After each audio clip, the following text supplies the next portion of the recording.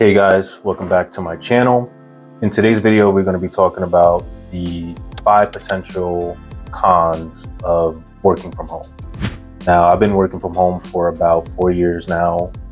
It's been pretty good in terms of like the flexibility, staying in the comfort of your own home. You don't have to commute to the office back and forth.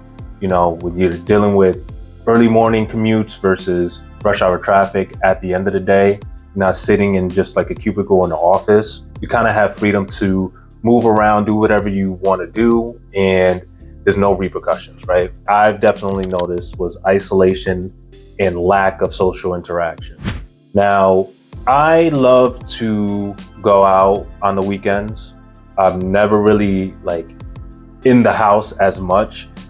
During the week, if time permits.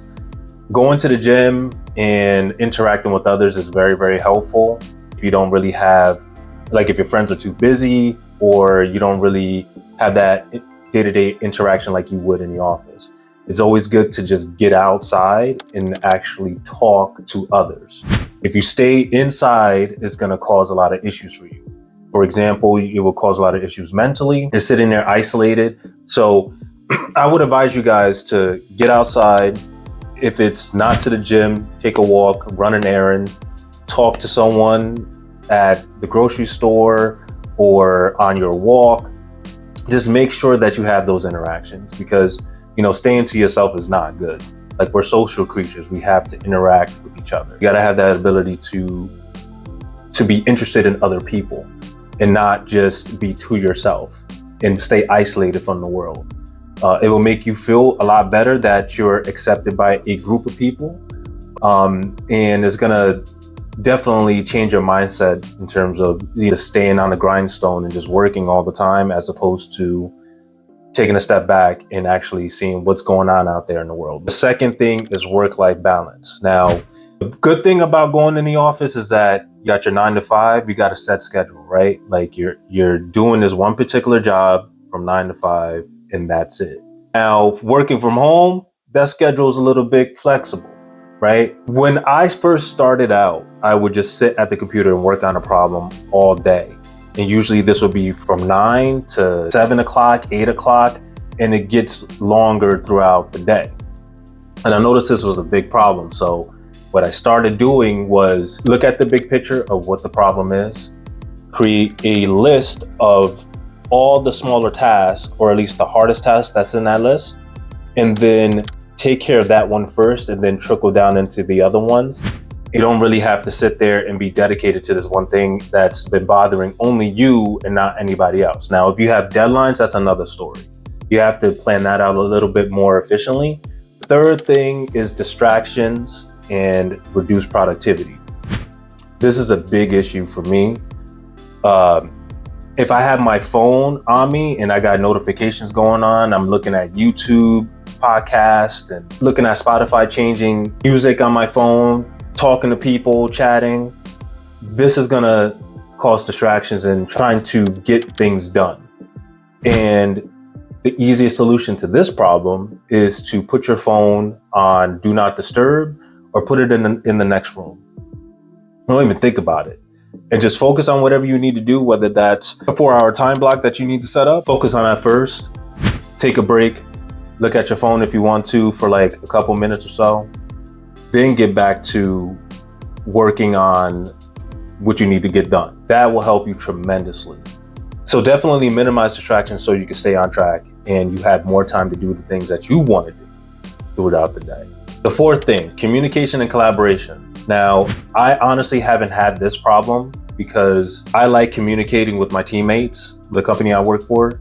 There's never really was an issue where like I didn't have good communication skills with one person versus the other, but it can happen, right? If you're only communicating through emails, not a lot of people just look at their emails and they're tied to their emails. Usually it's through Slack, it's through Teams, whatever messaging system that you guys have set up, that's your primary communication channel. Also Zoom, if you're on a Zoom call, a lot of people like to have their cameras off. There's going to be times where you want to be presentable to other people at the company, not just to please anybody else, but it would just look good on yourself. It make you feel good. So keep that in mind. Last point, failure of technology. It happens. Internet goes down, you gotta commute to a coffee shop or somewhere where there's internet. The potential drawbacks of that is that when you're at a public place, they're using a public Wi-Fi. So like if you're connecting your device to a public Wi-Fi, you run into the potential risk of your laptop getting compromised. Especially like if the company doesn't have a VPN installed or have a VPN network to help you authenticate securely through the company's network. If that's not viable, then obviously you have to be careful with using public Wi-Fi. And sometimes there's nothing you can do about that, right? It is what it is. But whenever you run into these problems, you have to find alternative solutions. Like there's no office you could go to. Now, if there's an office close to you and you're working remotely, that's great. You can just go to the office for the day and see your coworkers, chop it up, work, do all that. But if you're working fully remote, you got to figure out alternatives. You got to figure out what to do next. So definitely, especially like if your laptop craps out or your computer craps out, then what? Then you got to ship the laptop back to take care of the device. Definitely have a backup laptop if that happens, like a personal laptop where you can log in and work so that you don't have any downtime. But just make sure that your devices that you use to work are functional. Make sure that everything is up to date. Things happen, right? Internet goes down, you don't have electricity, like the electricity goes out. All of these things can happen. It's good to always stay prepared. Another thing you could do, and I just remembered, is maybe using your phone as a hotspot. So if you have internet on your phone, you could probably tether that to your device so that you should be able to work no problem if the internet goes out. So those are the 5 potential cons of working from home. Like I said, working from home is great. There's no problem. Being able to do the things that you want to do on your time and then also work efficiently is a blessing. But then again, I do miss going into the office because of the social interaction. But to solve that problem, you would just have to go out and talk to people and have conversations, not just be stuck in the house. Okay? And then make sure you go out on the weekends and have fun, enjoy yourself, right? Because it's not all about work at the end of the day. Appreciate you guys checking in. Please write down in the comments, or you can send me an email, which should be on my channel, about any topics that you want me to talk about. Like, share, subscribe. I'll talk to you guys soon.